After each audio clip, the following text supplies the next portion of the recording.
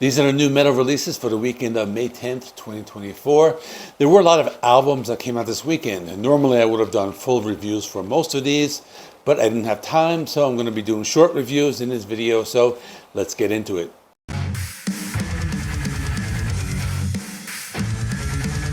The first album I have is called Mean Streets, and it's from the band Riot V.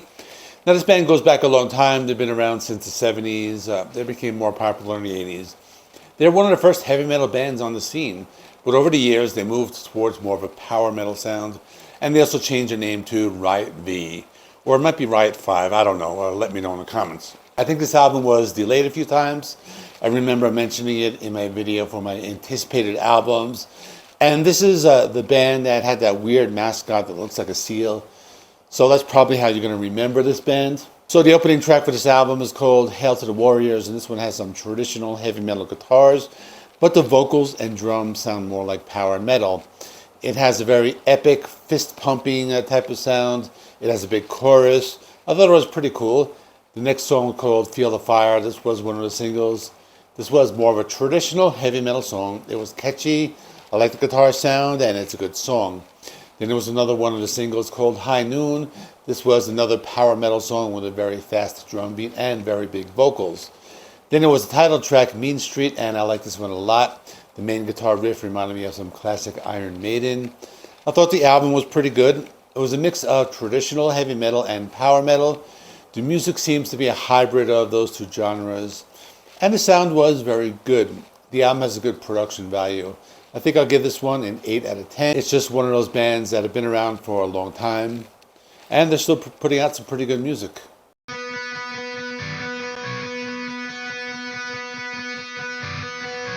The next album I have is called Phantoma by Unleash the Archers. This is one of those bands that I never really got into, and I know a lot of people love this band, and it's kind of strange because they are a power metal band. I hear them getting a lot of praise from different metal channels, and some of them are other channels like the Metal Meltdown, who usually is not a big fan of power metal.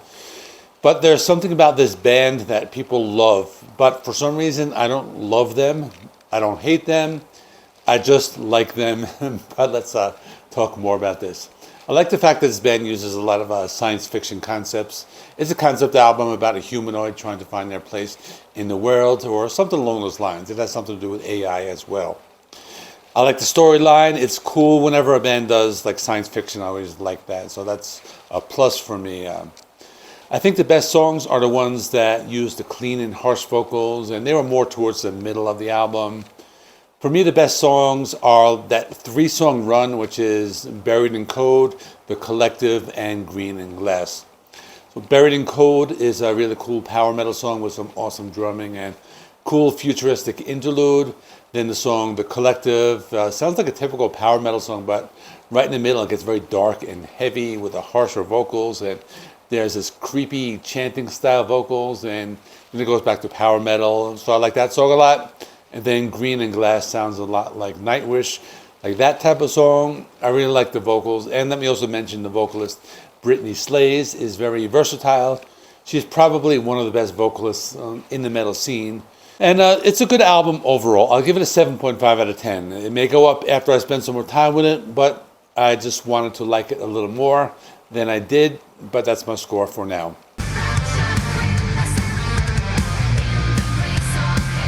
Next is the new solo album by Annette, Olzon, and the name of the album is Rapture. This is another album I was looking forward to because I discovered her not too long ago. I recently did a Nightwish ranking on the Green Man's channel, and after listening to all the Nightwish albums, there were 2 albums that she did while during a Nightwish, and one of them was called Dark Passion Play, and that was actually my #1 album. So for that reason, I have been anticipating this. There seems to be a Christianity theme with this album, with songs like Rapture being about the rapture and Day of Wrath about Judgment Day. The music sounds what you would expect, similar to what she did on her Nightwish albums. Some of the songs are faster and heavier. Some of the songs are lighter. Some songs have male vocals, which are more of the harsher death growls. I like that aspect of it. The album has some highlights. For example, there's one song called Take a Stand, which is one of the heavier tracks. I like the main guitar riff, and I like the harsh vocals on that song.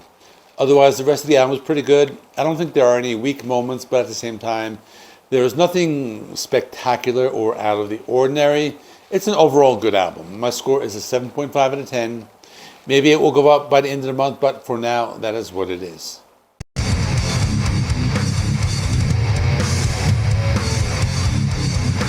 Next, I have an album by the band Necrophagia, and the name of the album is Moribundis Grim. So this band has an interesting story. They are one of the first death metal bands.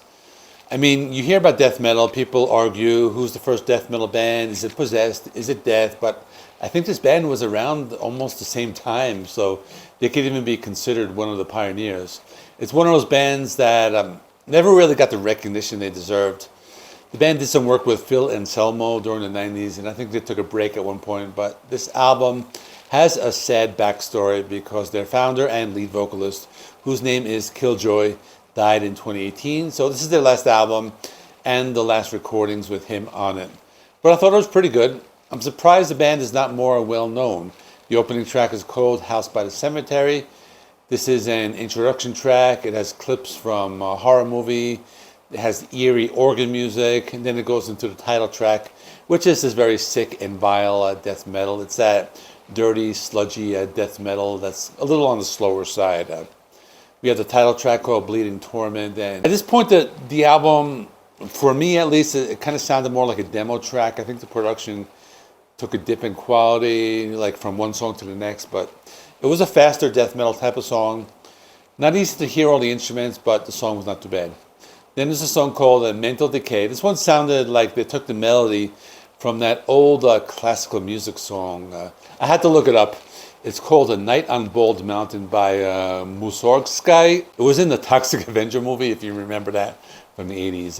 Now, they have another song called Halloween 3. That's a Sam Hain cover. Then they have a live song called The Wicked, and that's a slower, sludgier track. And then they have a couple instrumentals. One called Scarecrows, has this horror movie type of sound with the keyboards. And then another instrumental called Sundown, another one that's not too bad. It's very short. But overall, this is like a death metal album to listen to on Halloween. Like, that's what I got from it. I think it's just an album they wanted to put out to pay tribute to their founding member who died.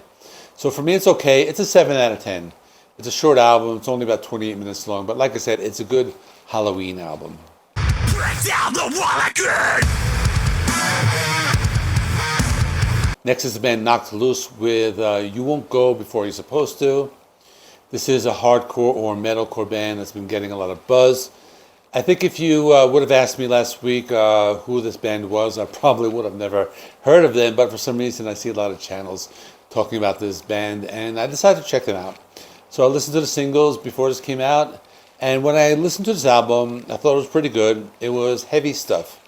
It's another short album. It's 27 minutes long. We have some guests. We have Poppy. We have Chris Motionless. It's very fast. It's in your face. It's very brutal. I like the song Suffocate that has Poppy on vocals. It has the very harsh male and female vocals, and they work well together. There are lots of pummeling guitar riffs. It's just very heavy music. They also add in some different things into their sound. So, for example, sometimes they use clean guitars. Other times you hear the bass guitar. So they try to keep the songs interesting. There's another song called Take Me Home, which is pretty cool. It sounds like an intro to a horror movie. It has that thick bass guitar sound. I like that one a lot. Then the song Slaughterhouse 2. This one has Motionless in White with Chris Motionless. And it's not too bad. I never really liked Motionless in White that much, but I thought the song was pretty good. You can hear elements of black metal and some different things. Then there was a song called The Calm That Keeps You Awake. This one has some interesting percussion. So it shows they like to add in these different things so that everything doesn't sound the same. Then there's a song called Blinding Faith. This was one of the singles. And it's an awesome song because it seems like they're using so many different vocal styles and there are lots of changes in the rhythm. And it's a popular song. It actually has 1.4 million plays on YouTube Music. So I think this album will get my high score of the week. It's an 8.5 out of 10. I think it's a great album. If you need 30 minutes of heavy music, perfect album to take with you to the gym or to listen to doing some kind of exercise. So I recommend you check it out. Bow to the shrine, back to the future.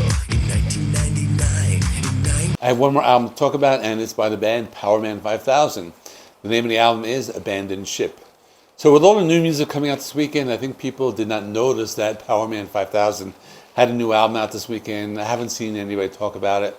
I even looked up some reviews, and it was not even reviewed in any like major publications. So it kind of seems ironic that the album is called Abandoned Ship, and pretty much everybody abandoned this band. But let's talk about it. This is another short album. There seems to be a lot of short albums out this weekend. It's 10 songs, 33 minutes long. The opening track is called Invisible Man, and this is just straightforward industrial metal. Kind of catchy. I don't have any issues with it, but I don't think it's anything spectacular. Next is the song 1999. And this was one of the singles. I think it's pretty good. It's very catchy. It has a throwback sound, and sounds like what you would remember. I thought it was a strong single. There's a song called Wake Up, Take Up Space, which I like. It's more of this electronic, trippy, atmospheric type of song that has like these different like sounds, and it adds a different element to the album. Then there was another song called This Is a Life. Pretty cool, has a heavy foot-stomping rhythm, a little bit more of a psychedelic sound. Then another song called GTFO. This one has like a danceable beat, and it reminded me of like a Rammstein type of song.